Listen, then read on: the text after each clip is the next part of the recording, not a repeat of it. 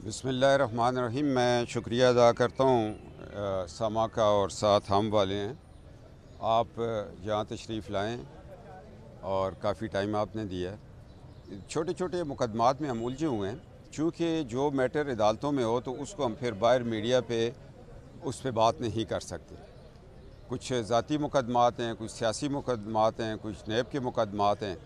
मगर आज जिसमें मुकदमे के लिए पेश हुआ हूँ वो एक ऐसे शख्स के साथ मेरा मुकदमा है जिसने अभी हाल ही में गढ़ी बुल्ला के मुकाम पर एक ज़मीन पे कब्ज़ा किया है जो कि इरिगेशन की थी।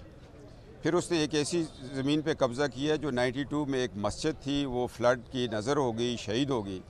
फिर उसने एक ऐसी जगह पे कब्ज़ा किया है जो कि वहाँ पर डिफेंस का ब्रिज है, उसके टर्मिनल को बंद कर दिया है।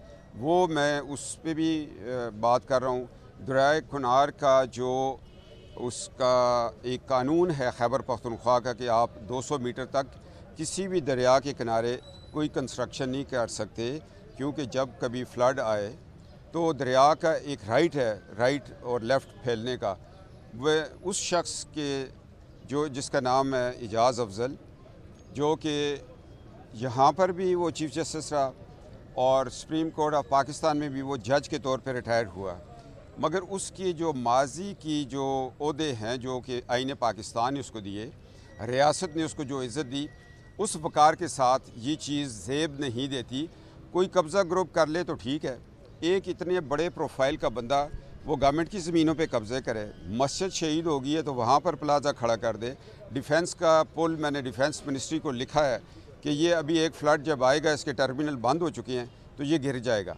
तो अगर ऐसे लोगों की निशानदेही की जाए कि जो कि अपनी सर्विस को इंजॉय करते हैं, उसके बाद फिर अपनी सर्विस से असरअंदाज होते हैं मुख्तलिफ़ महकमों पर, और बालाकोट TMA को जब हमने दरख्वास्त दी तो उन्होंने एक स्टे दिया हुआ है, उसमें मैं भाग दौड़ कर रहा हूँ कि हम छोटे पटवारी और थानेदार के तो पीछे पड़ जाते हैं, मगर इतनी बड़े प्रोफाइल वाले बंदे को किसी ने नहीं पूछा, आंखें बंद कर ली हैं कि 200 दुकान का उसने प्लाजा खड़ा कर दिया।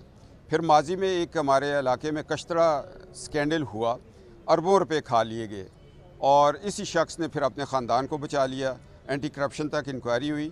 अब उस केस को मैं लेके जा रहा हूँ नैब के पास कि एजाज़ अफजल ने अपने ख़ानदान को किस तरह बचाया। अरबों रुपए की करप्शन हुई है वहाँ पर, वो भी केस मैं ख़ुद कर रहा हूँ ताकि लोगों को ये पता चले कि जो दूसरों की रहबरी का सवाल करते हैं उनका अपना कैरेक्टर क्या है।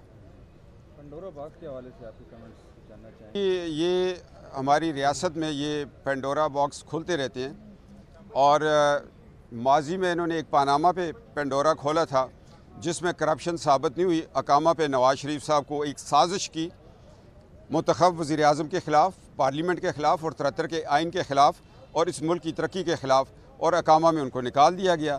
अब ये पेंडोरा बॉक्स जो आया है तो ये हफ़्ता 10 दिन चलेगा, अब कुछ भी नहीं होगा। भाई करप्शन करने वालों के जब खुद नाम आ जाएं तो वो केस को दबा लिया करते हैं, और इस मुल्क और इस रियासत के साथ बड़ा जुल्म हुआ है। 73 साल इस रियासत को लूटा गया है और जिन्होंने लूटा है वही फिर उसकी जब पेंडोरा बॉक्स खुलते हैं तो वही उसको फिर दबा भी लेते हैं। ये दब जाएगा केस, ये आएगा वक्त जब कौमी कमीशन बनेगा। अकामा क्या था, पानामा क्या था, किसको किसने दबा के फ़ैसले लिए। हमारे लिए तो सारे ऑनेस्ट बन जाते हैं, मगर जब एक अवलदार या नायब सूबेदार जाता है तो फिर सारे बिछ जाते हैं, और ये पेंडोरा में कुछ भी नहीं होगा। ऐसे ही कौम का वक्त ज़ाया हो रहा है। ये सवाल के एक ऐसा हालात से गुजर रहे हैं कि आप अपने बेटे की शादी वगैरह भी पार्टिसिपेट नहीं हो सकी, एक केसेस भी आपके चल रहे हैं, तमाम जो सिचुएशन स्ट्रगल आप कर रहे हैं, तो क्या अंदरूनी इख्तिलाफात भी हैं दोनों भाइयों में, उनके बच्चों में? कोई इख्तिलाफ नहीं है। जो शहबाज साहब हैं वो हमारे वालिद हैं, वो नवाज़ शरीफ साहब के छोटे भाई हैं, सब पे मुकद्दम है। शहबाज शरीफ पे जान भी कुर्बान करनी पड़ी तो सारे कुर्बान करेंगे, कोई इख्तिलाफ नहीं है। जिनको कोई चीज़ नहीं मिलती है, ये शेख रशीद के अल्फाज हैं, इख्तिलाफ है।